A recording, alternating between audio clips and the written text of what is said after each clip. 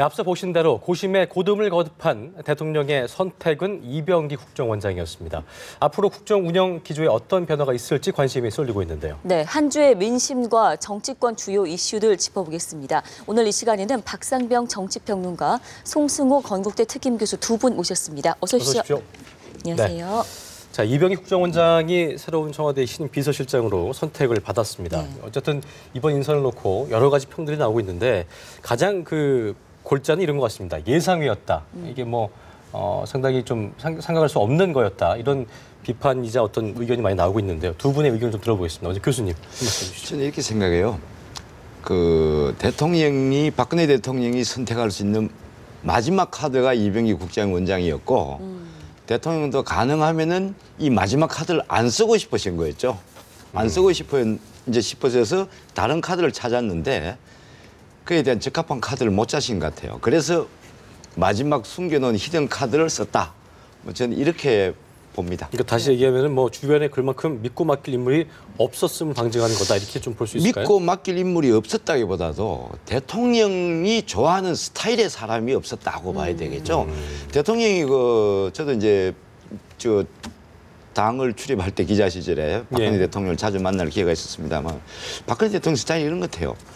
너무 나서는 사람도 싫어해요. 나서는 사람. 네. 그리고 너무 자기 주장이 강한 사람도 싫어하시고. 그래서 조용하게 뒤에서 말없이 돕는 사람. 멀리 있지만은 대통령 입장에서는 당신이 멀리 있지만 내가 다 보고 있다. 네. 그래서 겉으로 막 나서서 자랑하고 내가 대통령이랑 무슨 관계다 이렇게 하는 사람보다는 멀리 떨어져 있는 것 같지만은 조용히 뒤에서 도와주는 사람. 이런 스타일을 좋아하시는 것 같아요. 그런 면에서 보면은 조용한 성격의 이병기 국정원장이 대통령 입장에서는 딱 적임인 거죠. 박사님 어떻게 보셨습니까? 정말 아전인수격이 해석을 좀 해야 될 것 같아요. 국정원장은 정치와는 무관한 조직입니다. 무관한 조직입니다. 그래도 그 국정원을 개혁하기 위해서 조일대사를 한 지 14개월 만이죠. 14개월 만에 불러들였습니다. 국정원을 개혁을 해달라. 그분을 현직 국정원장을 비서실장으로 발탁을 했다. 짚어볼 점이 많은 거죠. 박 대통령이 좋아하는 스타일이고 나빠하는 스타일이고 이런 걸 넘어서서 그 자체부터가 인사라고 얘기하는 거는 당의 어떤 인사도 아니고 국무와 나라와 관련되어 있는 청와대 비서실장이라고 얘기하면 과연 이것이 옳은가? 그럼에도 불구하고 박 대통령이 이거 썼단 말입니다. 그럼에도 불구하고 대통령이 이걸 몰랐을까요? 충분히 알았을 겁니다. 국정원장을 발탁하는 부담. 그럼 국정원은 이거 어떡합니까? 개혁을 맡겨놨는데 개혁 안 할 겁니까? 그러니까 왜 그랬을까? 아무리 생각해도 무슨 여러 가지 해석은 나와요. 보니까 조용한 성격이다. 조용한 사람 많죠. 또 소통 좀 잘한다. 정무 감각도 있고 또 전략통이고 또 외교적인 것도 다 좋은데 왜 그랬을까? 저는 딱 두 가지로 봅니다. 하나가 청와대의 위상을 낮춰서 말 그대로 보좌 역할을 할 수 있는 책임자를 찾은 거다. 보좌 역할을. 보좌 역할에는 방금 송 교수님 말씀하신 것처럼 포함이 됩니다. 그런 역할. 그래서 전체적으로 국정 운영의 동력을 내각으로 쏟으려고 하는 생각을 대통령이 갖고 있고 그에 맞는 인물을 고르다 보니까 편안하고 또 채찍끈이기도 하고 그다음에 비서실 역할을 조용히 할 수 있는 인물을 발탁한 것이 아니겠느냐라는 메시지 하나 하고 두 번째 그거는 총론이고 그다음에 강론 좀 구체적으로는 뭐냐면은 이것도 저는 아전인수격 해석이라고 제가 말씀드렸는데 남북 문제와 관련해서 박 대통령이 모종의 어떤 이 카드를 뽑은 것 아니냐. 이게 상당히 그렇게 보면 다목적 카드죠. 이병기 신임 비서실장 같은 경우에는 청와대에서 이렇게 얘기를 했습니다. 26년간 국가정보부에서 일을 했다. 청와대가 굳이 이렇게 말할 필요가 없는 거거든요. 국가정보부에서 일한 것이 비서실장과는 별 도움이 안 돼요. 그래도 불구하고 이렇게 민경호 대변인이 얘기를 했어요. 그다음에 외교관 출신으로 국제관계 정무감각 들어갔었다. 이런 얘기를 보면은 박 대통령이 올해가 통일 대박의 골든타임이라고 얘기를 할 경우에 모종의 역할을 맡기지 않겠느냐. 그 대목이라고 얘기하면은 어떻게 보면 안성맞춤입니다. 그 대목만큼. 왜냐하면은 통일부 장관이 물론 있어요. 있지만은 통일부 장관은 올해 50세. 홍영표 만약에 장관이 된다면은 홍영표 지금 후보자인데 비서관 출신에서 이번에 수석이 장관이 되지 않습니까? 아직 나이도 어리고 경륜도 짧고요. 근데 북한의 김양건 부장하고는 아직은 기억을 하기가 쉽지 않다. 자, 그러면은 대신할 수 있는 김관진 국가안보실장이 있는데 군 출신이기 때문에 뭔가 남북 관계가 매끄럽지 못할 것이다. 또 누가 할 것인가? 또 일각에서 뭐 국정원장도 있지 않느냐? 국정원 예. 남겨놓고 난 다음에 하지 않느냐? 박 대통령 스타일은 현재 국정원장 신분으로 북한에 밀사버리는 성격이 아닙니다. 잘 아실 겁니다. 그래서 혹시나 대통령이 그런 생각도 하면서 다목적 카드로 이병기 비서실장을 좀 뽑은 것이다. 이렇게 저는 해석을 하고 네, 싶습니다. 뒤에 질문을 좀 드리려고 다시 먼저 드리겠습니다. 네네. 보좌의 개념을 얘기하셨는데 네네. 박지원 의원이 어제 그 이병기 실장한테 비서실장은 때로는 그 악역을 해야 된다 조언을 했습니다. 이 얘기는 다시 말하자면 이제 청와대의 야당이 돼야 된다, 역할을 해야 된다, 필요하다면 뭐 이런 의미로 해석해 볼 수 있을 텐데 그렇다면은 그 보좌 역할이라고 한다면 그 야당의 역할을 하기가 좀 수월하지 않다고 보시는 겁니까? 저는 야당 역할을 못한다고 봅니다. 쉽게 말하면 이병기 비서실장은 충신형입니다. 충신.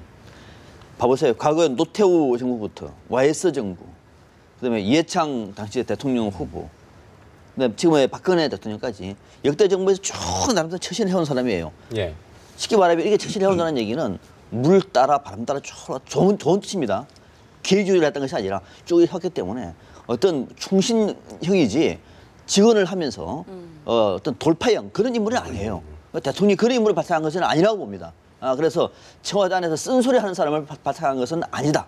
그 대신에 조용하게 맡긴 일을 할 수 있는 사람을 뽑았다. 믿고 맡길 수 있는 사람. 네. 그런 면에서는 뭐 쓴소리 하는 것을 기대하는 것은 좀 어렵다 이렇게 봅니다. 교수님 동의하십니까? 저는 조금 생각이 다른데요. 이병기 고문 뭐 저하고도 개인적으로 뭐 여러 번 만나고 뭐 해서 예. 스타일을 좀 아는데 조용하지만은 결코 본인이 해야 될 일을 하지 않는 스타일은 또 절대 아니에요. 해야 될 일을 해야 할 일은 네. 해야 된다 생각하면 반드시 하는 그 해야 될 하는 일은 사람입니다. 아니 혹시 그것이 직원과 뭐냐면 어떤 그렇죠. 예, 포함이 된 이제 건가요? 박근혜 대통령께서 그렇게 말씀하신 거는 청와대 내에 군기반장이 좀 돼달라 이런 뜻 같아요. 청와대 군기반장 반드시 필요합니다. 청와대 지금 군기가 제가 볼 때는 너무 해이해졌어요. 국정의 컨트롤 타워가 이렇게 해이해져서는 안 됩니다. 군기반장 반드시 필요해요. 그리고 이병기 신임 실장이 군기반장 역할을 해낼 수 있으라고 생각을 해요. 뭐냐면 다만 우리 박사님 말씀하신 대로 겉으로 드러나게 시끄럽게 무슨 군기를 잡지는 않을 거예요. 네네. 그러나 조용히 내부적으로 군기는 충분히 잡을 것이다. 그런 생각을 하고 그다음에 저분이 참 이 아이러니한 게 비서에서 물론 이제 그 직업 외교관이죠. 직업 외교관인데 외교관에서 이제 정치권으로 와서는 계속 비서형 역할만 해왔어요. 하다가 이번에 진짜 비서 중에 왕비서가 됐어요. 이제. 네. 네. 무슨 뜻이냐면은 노태우 대통령이 정무장관 시절에 이제 비서로 직을 옮깁니다. 이제 외교부에서 옮기는데 노신영 국무총리 이제 추천으로 옮기는데 그때부터 노태우 대통령 청와대에서 5년간 의전 비서를 했어요. 근데 저분이 당시 이제 청와대 들어갈 때 의전 수석을 자리를 주기로 했는데 본인이 고사해요. 내가 나이도 어린데 무슨 수석이냐. 나는 그냥 의전 비서관으로 하겠다 해서 한동안 비서관으로 있다가 막판에 수석이 되시는데 그때 저분이 그야말로 뭡니까? 청와대 의전 비서가 누굽니까? 문고리 최고 비서예요. 예.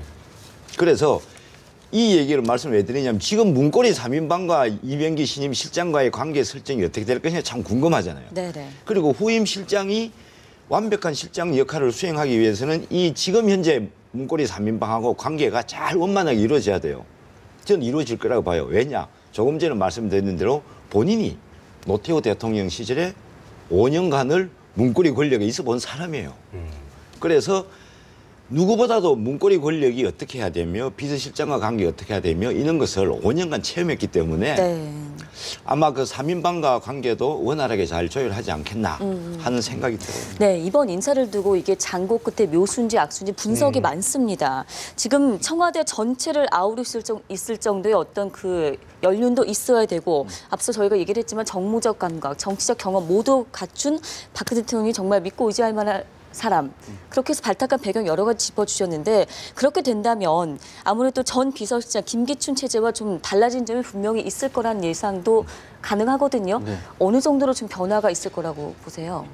먼저 청와대 박 대통령이 집권 3년차에 전체적인 큰 그림 속에서 이번에 인선을 한 것 아니겠습니까? 네. 큰 그림을 먼저 봐야 될 텐데 큰 그림 앞서 말씀하신 것처럼 올해는 어떤 성과를 만들어내는 올해가 마지막입니다 정말로. 마지막이기 때문에 성과를 만들어내는 그 성과는 어디서 만들어내냐? 청와대 비서실이 만들어내는 거 아니잖아요. 정부가 만들어내야 돼요. 그래도 지금 이완구 총리한테 힘을 실어주고 있는 거거든요. 자, 그럴 경우에 비서실은 전임 김기춘 비서실장보다는 그레이드를 다운시킬 것이다.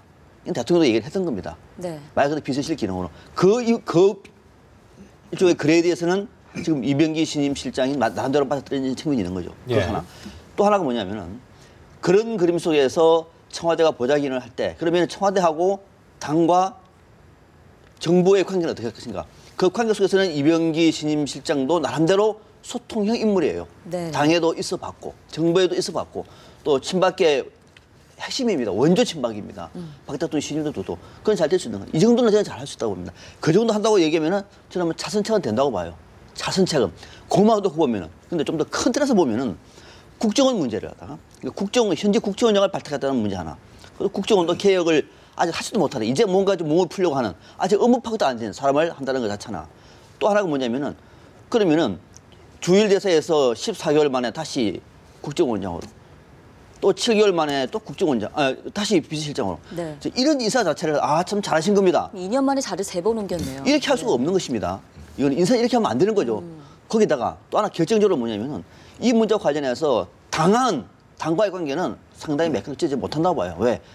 이번에도 당에 대해서 배려를 하지 못했을 뿐만 아니라 당장 지금 유승민 원내대표도 유감을 발표를 했습니다. 네. 원내대표, 집권내 원내대표가 대통령 인사에서 유감을 발표한다는 건 간단한 일이 아닙니다. 이런 것들 보면은 나름대로 소통을 능력하셨다고 하나 대통령의 의중에 따라서는 오히려 소통이 더 장애가 돼서 당과 청와대 관계에서 오히려 더 불협화음이 커질 수도 있다. 라고 하는 측면도 간과해서는 안 된다는 겁니다. 막상 인물이 이렇게 해서 이번에 뭐 소통이 잘 될 것이고 이렇게 막연하게 할 문제는 전혀 저는 아니다. 네. 저도 그 국정원장을 갑자기 이제 비서실장으로 발탁을 하신 부분에 대해서는 시기적으로는 너무 좀 빠르지 않나 하는 생각이 들어요. 예.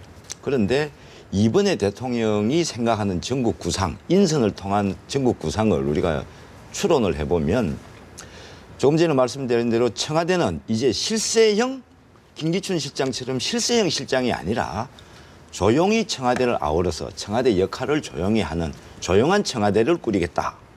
또 모든 이제 그 경제개혁 3개년 계획이라든지 4대 그 개혁이라든지 이런 부분은 정부가 중심으로 즉 자기의 친박들인 이완구, 최경환, 황우려 네. 이 총리, 부총리를 중심으로 하겠다. 그리고 당은 그 당과의 청와대의 관계도 이제는 청와대는 뒤로 좀 빠지고 행정부와 당이 직접 모든 정책을 협의하고 추진해가는 이런 어떤 삼각편대 구상을 하신 것 같아요. 박근혜 대통령께서. 그런데 조금 전에 이제 박 박사님 말씀하신 대로 이것이 원만하게 굴러가야 되는데 네. 조금 걱정스러운 부분이 있어요. 그 부분이 뭐냐 하면은 이번에 정무특보 부분이에요.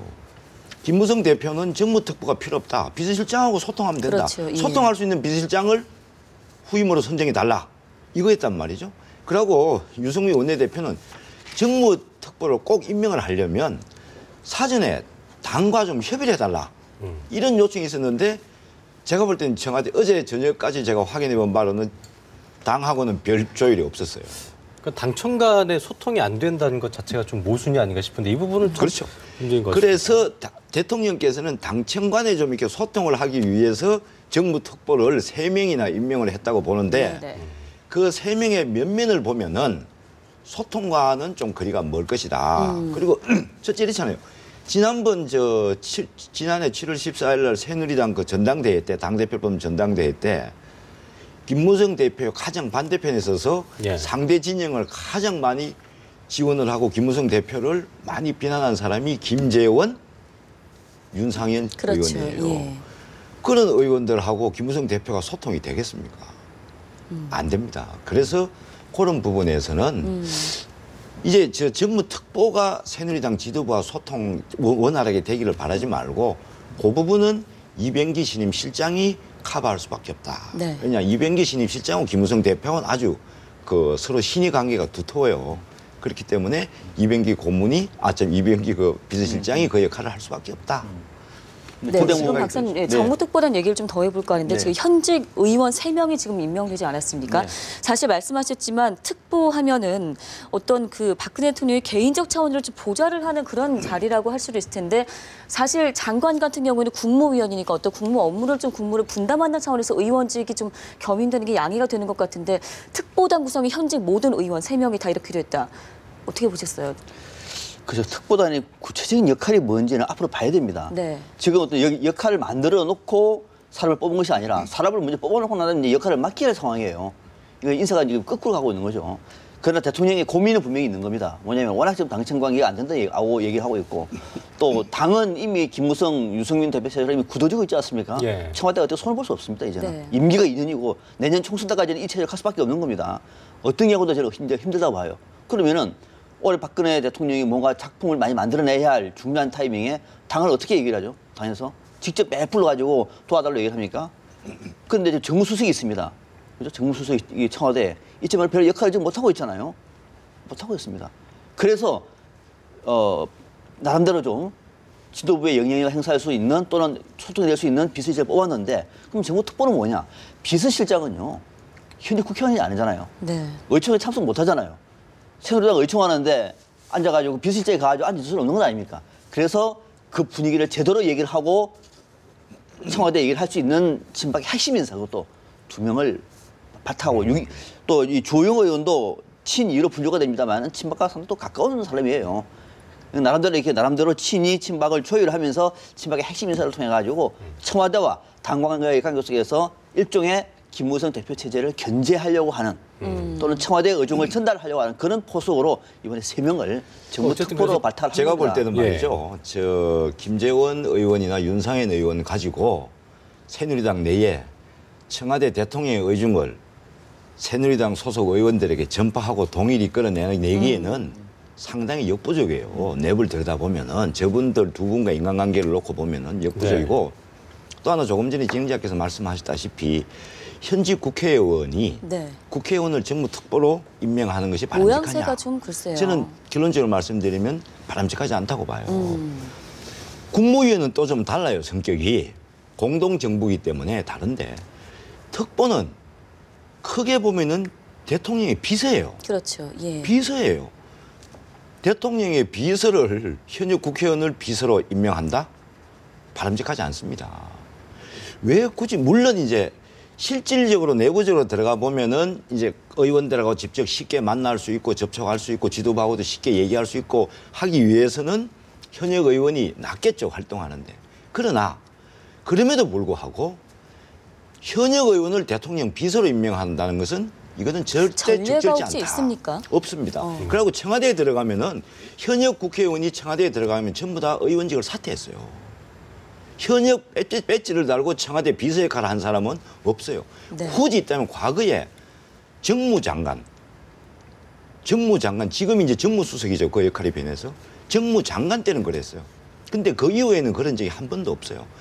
그렇다면 저 2분의 지역구 구민들은 그럼 어떡하라고요? 네. 그리고 지역구 행사고 뭐고 지역구 지역 민원 챙기고 그거 다 떠나서도 대통령 비서를 현역 의원으로 한다는 것은 그것은 타당하지 않다고 봐요. 혹시라도 배지를 내려놓을 가능성은 그럴 가능성은 거의 없어요. 가능성은 없죠. 전혀요. 네. 실질적으로 저분들이 그야말로 소신 있게 나는 박근혜 대통령을 위해서 정말 내가 박근혜 대통령 돕고 싶다. 그렇다면은 배지를 내놓는 것이 맞죠. 그럴 가능성은 근데 적어 법적으로 보인다. 내놔야 된다는 그것도 없고 네. 본인들은 또 다시 국회로 돌아오기 싶어 할 거란 말이죠. 그래서 배지를 내놓을 가능성은 없죠. 그러니까 어정쩡할 수밖에 없는 상황이에요. 어쨌든 그 기대했던 청와대 인적 개편이었는데 이런 볼멘소리가 많이 나오고 있습니다. 당내에서도 지금 정무특보 인사를 놓고 볼멘소리 나오고 있는데 문제의식이 당청과의 있다는 소통을 대체 어떻게 지금 청와대가 이끌어갈 것인지 이 부분도 참 궁금하거든요. 그러니까 어떻게- 대통령 지금 이제 박근혜 대통령이 갖고 있는 구상은 당에 대해서 어떻게 영향력을 행사하기가 쉽지가 않으니까 예. 정무장관 또는 정무특보, 정무수석이 하면 좋은데 좀 그 역할이 안 되고 있으니까 북앞에 있는 정무특보단을 만든 겁니다. 이 특보단을 만약에 그러면은 이와 관련해서 정말로 마음이 있으면은 김무성 대표나 유승민 원내대표를 불러서 어떻게 하면 좋겠느냐 아예 채널을 만들어서 예. 힘을 실어주면 되잖아요. 원하는 대로. 그렇죠. 그런데 안 들어주고 굳이 특보를 만들어요. 네. 그것도 보니까 방금 말씀하신 것처럼 김무성, 유승민 대표의 견제용이에요. 누가 보더라도. 이러면은 듣는 지도부 입장에서는 서운한 거죠. 이분들 하자고 무슨 소통을 하라고. 그래서 앞서 제가 소통형이 아니라 견제형이다 말씀을 드린 겁니다. 자, 그럼 어떻게 될 것인가? 그냥 이대로 가는 겁니다. 이대로 가는데 앞으로 아마 청와대와 당과의 관계는 상당히 아마 불협화음이 많을 겁니다. 많고 당내 이 불협화음은 당내의 불협화음이 또 크실 거예요. 당내에는 이분들이 친박계의 중심이 돼가지고 친박계 중심이 되지 않겠습니까? 다니면서 친박계 중심이 돼가 지도부하고 상당히 많이 충돌할 겁니다. 내년 총선을 놓고 폭발할지도 몰라요. 그럴 가능성이 충분히 있습니다.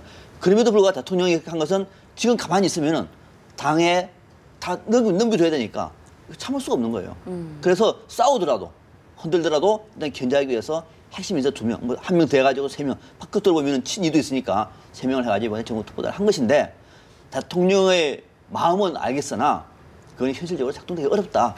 그래서 정말로 하려고 그러면 앞서 말씀드린 것처럼 지도부한테 의정을 물어서 그 뜻대로 하는 것이 더 바람직했고 정무수석 있잖아요. 정무수석을 바꾼다든지 해가지고 좀 더 활성화시키는 것이 정답이었는데 자 앞으로 조영, 윤상현, 김재원 의원들 정무특보에서 어떤 일을 하는지 보시죠. 당에 아마 상당히 파란을 일으킬 수밖에 없는 역할이 많을 겁니다. 그리고 만약에 견제용으로 대통령께서 그런 인선을 했다면 견제를 할 수 있는 사람을 인선해야 될 거 아니에요. 그게 어떤 뜻이에요? 김재원, 윤상현 의원 가지고 김무성 대표 견제가 되겠습니까?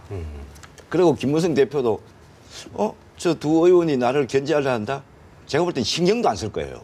쉽게 얘기해서 좀 게임이 안 된다 뭐 이런 얘기죠. 등급이 안 맞습니다. 등급이 맞는 사람을 했어야 되고 그리고 견제용을 하기보다도 조금 전에 박 박사님이 말씀하신 대로 청와대 정무수석을 단순히 연락병 역할만 하는 조윤선 수석을 그런 형을 앉힐 게 아니라 정말 지도부하고 소통이 될 수 있는 사람 그런 인물을 정무수석으로 앉혀서 정무수석실을 정상화해야 돼요. 지금 정무수석실이 뭘 하고 있습니까?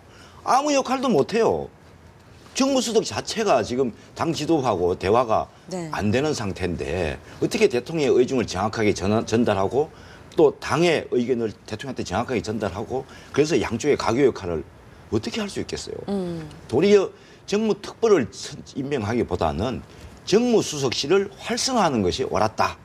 이런 부분에서는 저는 박 박사님하고 의견을 전혀 예상하지 못했던 인물 그렇다 보니까 이게 이례적이다 뜻밖이다 이런 얘기가 나오는데 여당은 지금 물론이고 새정치민주연합 당연히 이제 역시 분석이 굉장히 다릅니다. 사실 그 정치적 의미로 봤을 때 정무특보하면 야당과의 어떤 소통 창구도 있고 또 여의도 어떤 정치적 흐름에서 윤활유 역할을 하는 그런 사람들로 생각을 하게 되는데 이거 처음부터 좀 분위기가 심상치 않을 것 같긴 하거든요. 청와대 정무특보는 청와대와 당과의 관계만 하는 거예요. 야당까지 가봐야 야당과의 소통 창구는 전혀 그러면 생각을 하지 않아요. 그건 정무수석이 하는 거죠. 그거는 정무수석이 비서실장이 됩니다. 야당에 대해서는. 왜냐하면 야당이 볼 때는 현직 의원인데 현직 의원에서는 새누리당 안에는 원내대표가 있는데 이 사람들 와가지고 뭘 어떻게 하죠? 그러면은 새누리당은 빠지세요. 우리는 청와대에 넣는 정무특보하고 대화하시고 이거는 말이 안 되는 거예요. 그러니까 이거는 아니고 다만 그 역할을 할 때 개인적으로는 얘기할 수 있는 거죠. 하더라도 야당에서는 부담스럽습니다. 왜냐하면은 지금 이제 이 현안을 놓고 얘기를 할 텐데 새누리당에서 분명히 대화 파트너가 있는데 청와대에서 오신 분들하고 만나가지고 얘기를 하고 난 다음에 결론을 본다? 있을 수 없는 거예요. 그건 안 되는데 야당에서 내가 볼 때는 제일 서운한 게 뭐냐면은 그래도 야당에서 볼 때는 지금 지도부를 견제하는 것이 아니라 야당화는 제일 잘할 수 있는 인물이 누굴까? 제가 볼 때 그나마 조호영 의원 같은 경우는 가능해요. 근데 조호영 의원은 3명 중에서 2대1이지 않습니까? 2대1. 여기서 제가 볼 때는 그 단장급은 윤상현 의원이 단장급이에요. 그분 삼선이니까 조영 의원이 뭐 하더라도. 그렇게 보면은 야당을 배려하는 인사도 아니라는 거죠. 뭐 그런 와중에 야당 지도부가 청와대 정무특보하고 만나가지고 어떤 얘기를 뭐 교감을 한다든지 대화를 하고 협의를 할 가능성은 거의 없다. 저는 이런 생각이에요. 자, 청와대와 야당과의 소통이 원내 정책을 가지고 하던 소통이 있고 그다음에 원내의 문제가 아닌 국회의 문제가 아닌 부분에서 소통이 있어요. 그러니까 국회 내의 소통은 조금 전에 말씀하신 대로 원내대표 간의 소통을 하면 돼요. 그런데 원내대표와 소통할 수 있는 부분이 아닌 부분 예를 들어서 야당 입장에서도 드러내놓고 대통령에게 말은 못하지만 하고 싶은 얘기가 많아요. 드러내놓고 하지는 못하고 원내대표가 공식석상에 의제를 올리지 못하지만 대통령의 의중을 미리 알고 싶은 부분도 많아요. 네. 또 대통령도 야당에 원내대표 간의 협상 테이블에 올라가기 전에 대통령의 뜻을 야당에 전달할 필요도 있어요. 이 메신저가 필요하다는 거예요. 어차피 정무특보를 3명씩 임명을 하실 거면 저는 이것도 뭐 바람직하지 않지만 네네. 굳이 3명을 임명하시려면은 그야말로 야당에서도 지난 대선 때 박근혜 대통령을 도운 분들이 꽤 많습니다. 예. 그런 분들 중진 의원도 꽤 있잖아요. 저 김원길 전 장관도 계시고 뭐 한화갑 전 대표도 계시고 여러 분 계시잖아요. 그러면 도리어 그런 분들 중에 한 분을 임명을 하셔서 대통령에게 드러내놓고 말하지 못하는 이런 부분들에 소통을 하도록 하시는 것이 좋았지 않았나 하는 그런 생각은 듭니다. 그런 점을 공감하고 예. 공감하고 그 공식 루트는 청와대 정무수석이 해야 됩니다. 지금 정무수석이 아무 역할을 못하지 않습니까? 이게 문제예요. 네, 그러니까 그렇습니다. 네. 호남 출신의 화합형 인사가 좀 민족 쇄신에는 또 오히려 더 적합한 그런 측면도 게 있는 아니었나 거죠. 네, 네. 싶은 목표는 나오고 있거든요. 그렇습니다. 그거는 뭐 화합형 지금 박근혜 정부에서의 청와대가 화합을 얘기할 정도만큼 지금 그렇게 여유롭지가 못합니다. 근데 화합이라고 얘기하는 건 처음에 맨 처음에 시도를 하면서 어떤 큰 이 혁신의 동력을 살리기 위해서 호남 총리라든지 호남 인사를 바탕으로 해가지고 국민 대통합의 에너지를 가지고 국정을 혁신하는 과정인데 지금 그럴 수 있는 것이 아니기 때문에 그나마 지금 청와대에서 이 정도로 관리할 수 있는 이 정도에서 뭔가 조금이라도 작품을 만들어낼 수 있을 정도의 인물이라고 얘기하면 대통령 주변에 있는 인물을 할 수밖에 없는 거예요. 네. 잘했다는 것이 아니라 그럴 수밖에 없는 현실을 감안할 경우에는 화합형 얘기하기에는 좀 우리가 너무 많은 기대를 하고 있는 것이 아닌가 네, 그런 생각이 네, 듭니다. 끝으로 두 분께 이제 간단하게 잠깐 말씀 듣겠습니다. 청와대 이제 인사가 마무리됐습니다. 박 대통령 집권 3년 차 국정운영 어떻게 예상하세요? 짧게 부탁드릴게요. 짧게요. 내치와 관련돼서는 이완구 총리한테 힘을 실어주면은 저는 가시적인 성과가 나온다 봅니다. 힘을 실어줘야 됩니다. 그리고 이완구 총리는 철저하게 야당과 같이 가야 됩니다. 예. 하나. 그다음에 외교 문제와 관련해서는 지금 이번에 신임 이병기 비서실장한테 남북관계에 특명을 좀 맡겼으면 좋겠다. 네. 특명을 맡겨서 대통령이 원하는 통일 대박의 꿈을 조금이라도 이뤄나가면서 남북관계 새로운 패러다임을 만든다는 생각이라고 얘기하면은 의외로 이병기 비서실장 카드는 원포인트 괜찮은 카드였다는 평가를 받았으면 좋겠습니다. 네, 교수님. 저는 이런 생각이에요. 국내 문제는 당하고 행정부에 전적으로 맡기시라. 대통령은 외교 문제만 신경 쓰시라. 그렇다면 3년 차의 징크스를 잘 넘어갈 수 있을 것이다. 그런 생각을 합니다. 네, 좋습니다. 네, 오늘 두 분 말씀 여기까지 듣겠습니다. 고맙습니다. 네, 고맙습니다.